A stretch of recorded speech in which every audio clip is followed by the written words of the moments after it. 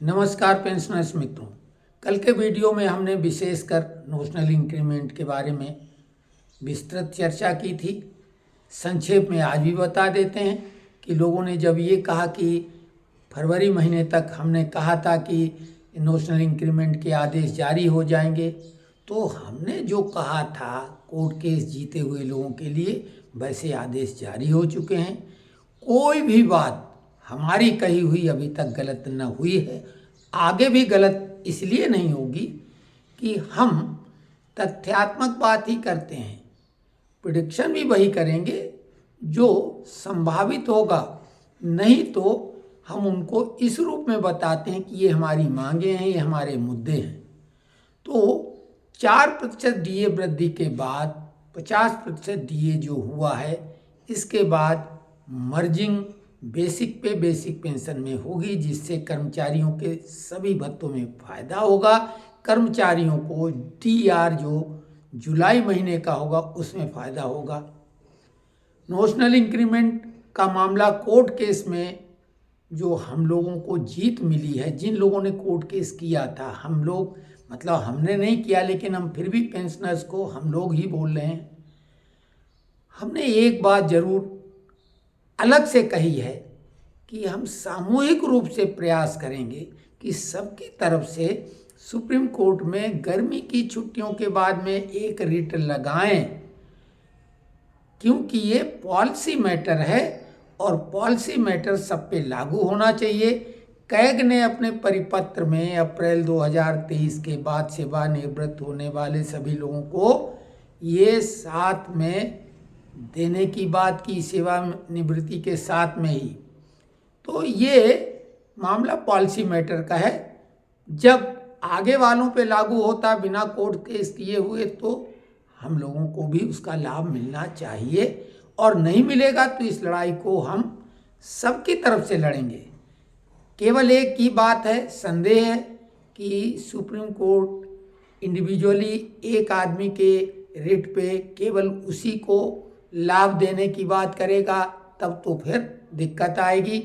ऐसे में ही हमने अभी से शुरुआत कर दी है ग्रुप बनाने के लिए। हम कोई पैसे की डिमांड न करते हैं, न करेंगे, और जो भी बन पड़ेगा पेंशनर भाइयों के भले के लिए प्रयास करेंगे।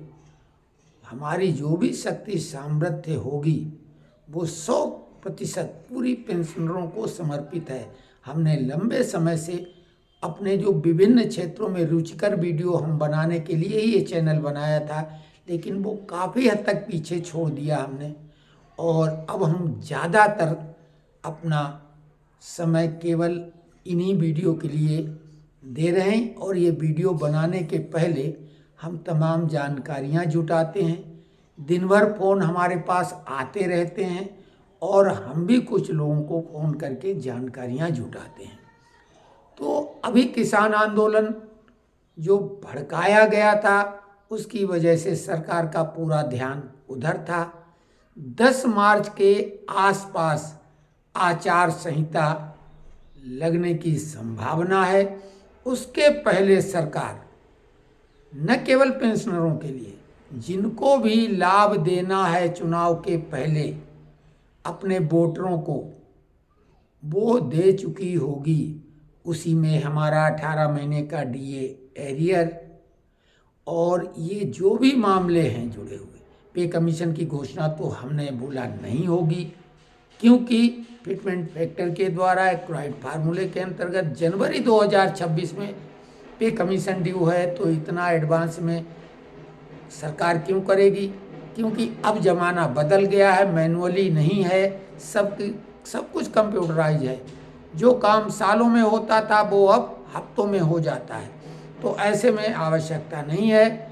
और उसी में रिस्टोरेशन जो पेंशन हमारी हुई है, उसकी अवधि घटाने की बात नेशनल काउंसिल में हुई थी, वो भी सरकार ने उसको एक तरह से माना, लेकिन वो आगे बढ़ा दिया 8वें पे कमीशन के लिए, यानी जनवरी 26 के लिए।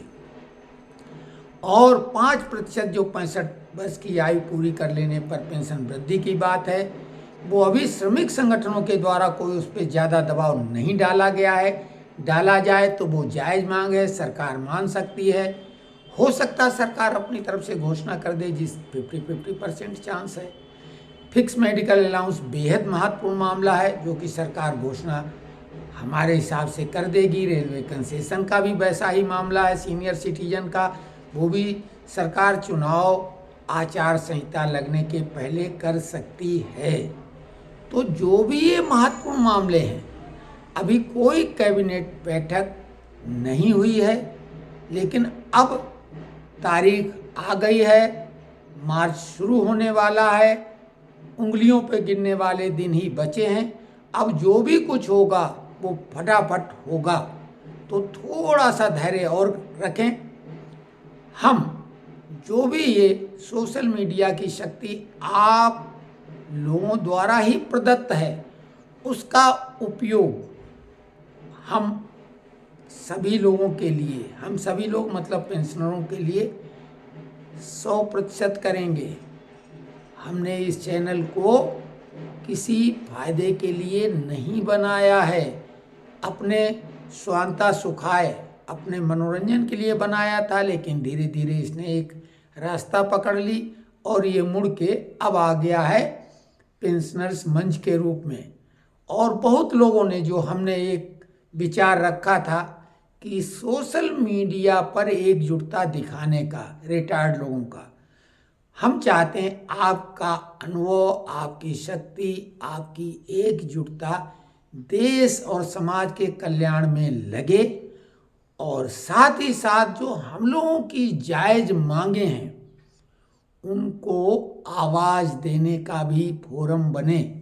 तो ये इसका समर्थन किया है लोगों ने, विरोध तो किसी ने भी नहीं किया है। हाँ, ये एक कल्पनातीत चीज़ है, लोग कह सकते हैं कुछ भी हवा हवाई, तो हवा हवाई तो नहीं है, रूपरेखा बनाएंगे। चूँकि संपर्क के लिए हम लोग मोबाइल नंबरों की बात है, हम बिल्कुल उसके लिए मनाही कर रहे हैं। कभी भी किसी को भी अपना मोबाइल नंबर नहीं देना। हमसे भी लोगों ने कमेंट्स बॉक्स में मोबाइल नंबर देने की बात की, हमने नहीं दिया, क्योंकि कोई भी व्यक्ति बेहद आपका शुभ चिंतक बन के ही आपको नुकसान पहुंचा सकता है। तो बिना सोचे समझे किसी के साथ अपना व्यक्तिगत डाटा साझा न करें, चाहे वो फ़ोन नंबर हो या कुछ और।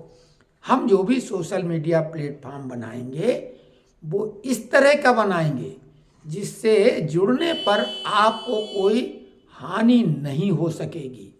तो हम ताज़ी जानकारियां देते रहेंगे। अभी कोई ऐसी विशेष हलचल नहीं हुई है, कोई सरकार ने निर्णय नहीं लिया है जो हम आपको बताएं कि ये हो गया है। तो जो भी घटना ताज़ी होगी हम उस पर बराबर नज़र रखे हुए हैं, और जैसे ही कुछ नया होगा तत्काल आपके सामने आके हम वो जानकारी देंगे। तो अगले वीडियो तक के लिए आप सभी से नमस्कार।